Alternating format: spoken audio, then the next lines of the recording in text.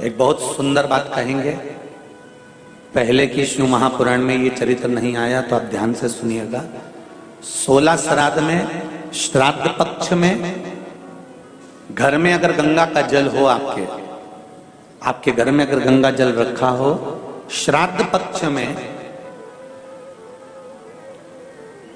तुलसी के क्यारे के पास में एक छोटी सी कटोरी रखकर घर का कोई भी व्यक्ति, चाहे महिला हो, पुरुष हो, पुत्र वधू हो, बच्चे हों, कोई भी हथेली में गंगा जल लेकर अपने पूर्वजों का स्मरण कर और वो गंगा जल काशी विश्वनाथ के नाम से अपने पूर्वजों का नाम लेकर वो कटोरी में अगर 5 बार या 7 बार छोड़ देता है तो उसके पूर्वजों को पिंडदान और तर्पण की जरूरत नहीं पड़ती, उनको मोक्ष प्राप्त हो जाता है। अगर आपके घर में गंगा जल रखा हुआ हो तो वैसे तो मुझे विश्वास है कि हैदराबाद के नगर में भले आप रह रहे हो, भले आप भाग्यनगर में रह रहे हो, पर इतना विश्वास तो है कि सबके घर में गंगा जल जरूर होगा। इतना विश्वास तो मैं कह सकता हूं और कर सकता हूं कि सबके घर में होगा गंगा जल। पितृदोष है ये आपको कैसे मालूम पड़ेगा?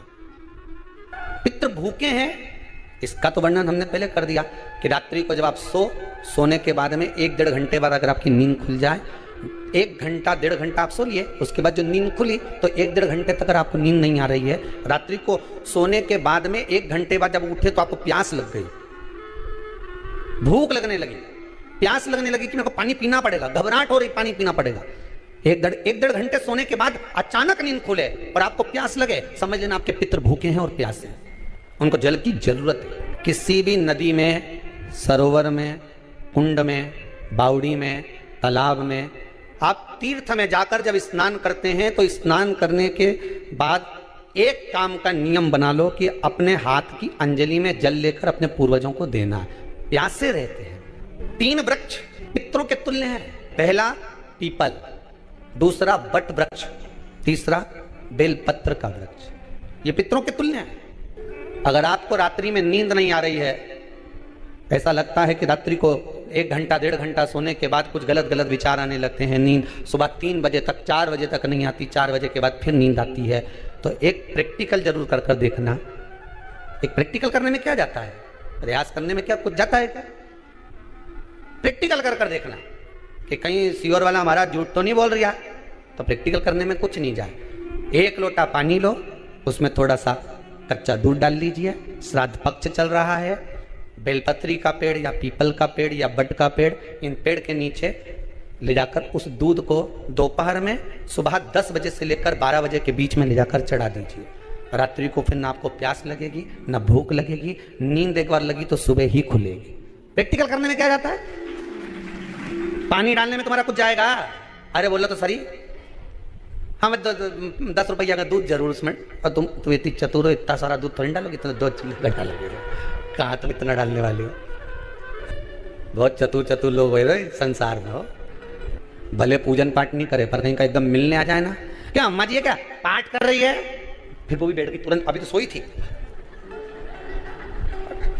प्रैक्टिकल करने में क्या जाता? कुछ भी नहीं बिगड़ेगा, या तो बस जल डालोगे तो तुम्हारा ही कुछ अच्छा हो सकता है, बाबा की कृपा। 3 वृक्ष पितरों के तुल्य हैं। पहला जम के बोलिए पीपल, दूसरा बट वृक्ष, तीसरा बेलपत्री का वृक्ष। 3 पीपल के वृक्ष में 52,000 ब्राह्मण एक साथ निवास करते हैं, इसलिए पितृ तुल्य है। बट वृक्ष ब्रह्मा जी के मस्तक से बना, इसलिए पितृ तुल्य है। और बेलपत्री का वृक्ष माता पार्वती जी के अश्रु से बना। जब आंसू गिरे थे माता जगत जननी जगदम्बा पार्वती के, उस समय पर पितृलोक में हलचल उत्पन्न हो गई थी। हमारी नातिन की आंख में आंसू कैसे आ गए? मैनावती की पुत्री है, पितरों की नातिन, इसकी अश्रु कैसे गिर गए? पार्वती जी ने कहा ये आंसू नहीं, मेरा पुण्य भाग प्रकट करती हूं बेलपत्री के रूप में। तो पितरों ने वर दिया था कि ये बेलपत्री का वृक्ष हमारा आशीर्वाद है, इसके नीचे अगर कोई दीप लगाता है, शिव को स्पर्श कर चढ़ाता है, उसके पितरों की शांति होगी, हम स्वयं उसको आशीर्वाद देने के लिए पधारेंगे। बेलपत्र का व्रत। तो रात्रि को अगर भूख लग रही है, प्यास लग रही है, तो पितृदोष है।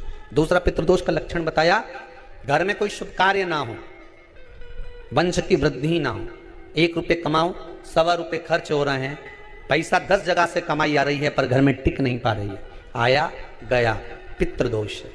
जरा सी कटोरी पड़ी है उसके पीछे विवाद चालू हो जाए, पानी ढुल गया उसके पीछे विवाद हो जाए, या छोटी छोटी बात में घर में क्लेश मचा हुआ है, पितृदोष है। समझ लो हमारे पूर्वज हमसे खुश नहीं है, प्रसन्न नहीं। कोई कहता है गुरुजी श्राद्ध बड़े बेटे को करना चाहिए कि छोटे को करना चाहिए?